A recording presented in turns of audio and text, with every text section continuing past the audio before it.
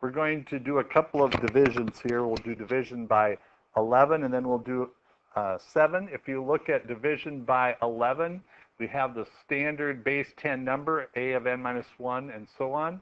But then if you do this base divisible by 11, 10 is congruent to negative 1 mod 11.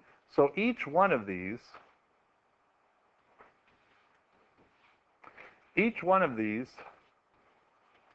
is going to be, the 10s are going to turn into negative 1 when you divide it by 11. So this will be negative 1 to the n minus 2.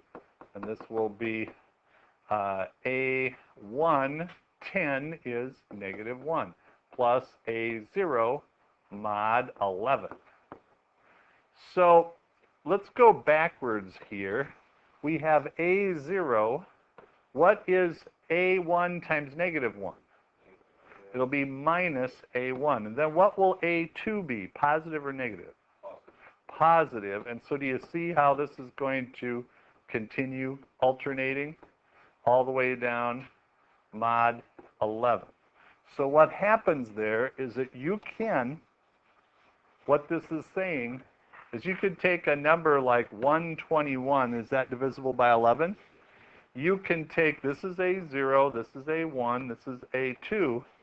You can take 1 minus 2 plus 1 mod 11, and you can see if it's divisible or not. And is it? 121 is divisible. What's 121? 11 squared, right? So let's say we made this 122. This is going to be 2 minus 2 plus 1 mod 11, which you can see doesn't work. It's just going to be 1 mod 11, which if 121 is divisible by 11, 122 isn't. So that's mod 11. Let's do, or division by 11. Let's try division by 7. And this is the one that's a little crazy. We're going to start off with, and I'm going to write divisible by 7. And 13 is similar to this. So for divisibility by 7, what you do is you're going to start with a variable. We're just going to call it C. And we're just going to lay out an minus 1, an minus 2, all the way to A2, A1, like that. What didn't I include that seems kind of weird?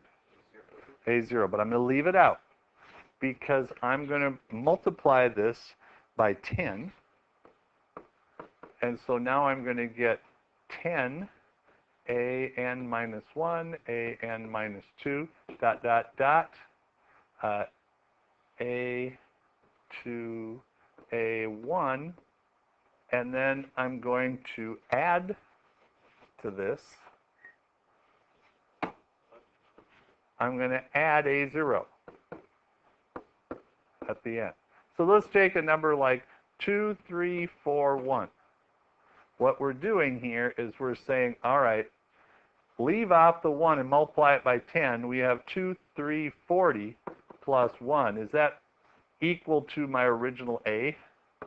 Yeah. So that's what I did. So I left out the A0, multiplied by 10, and then added it. Now it's the same number as before. So they do something really kind of bizarre, and I'm going to let you tell me why. They're going to multiply this side by negative 2, and they're going to multiply this side, 10c plus A0, by negative 2. And we're going to look at it mod 7. I know it doesn't seem to make much sense, but let's see if we can figure this out. There you go, there you go. Negative 20c minus 2A0 mod 7. And what is negative 20c mod 7?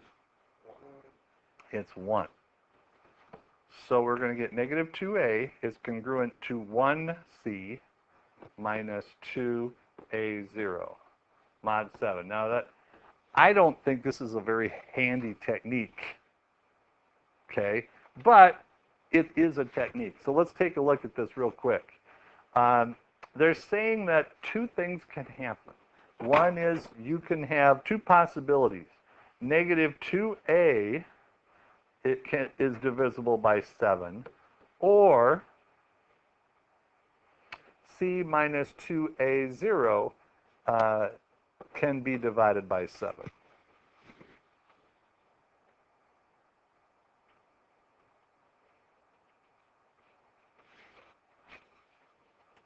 Thus, 7 divides, what is it, a? Yeah. So we're trying to show that if this is true or this is true, then you can have 7 divided by 8. Yes? So C is all the digits multiplied together? Not multiplied, no. I made that error the first time I looked at it. Let's make up a value. Let's go 2, 2, 1, 1, 4. I know that's divisible by 7. Why is it divisible by 7? 21 will divide it out, and then it'll be 14. So I know this one's going to work. What we're saying here is if you double this and you take the opposite of it, it's going to be divisible by 7. Or if you take 2, 1, 1 minus 8. What's 211 minus 8? Is that divisible by 7? Check it out in your calculator. Oh, should I do it again? Yeah. You mean 20 minus 6? Which is what?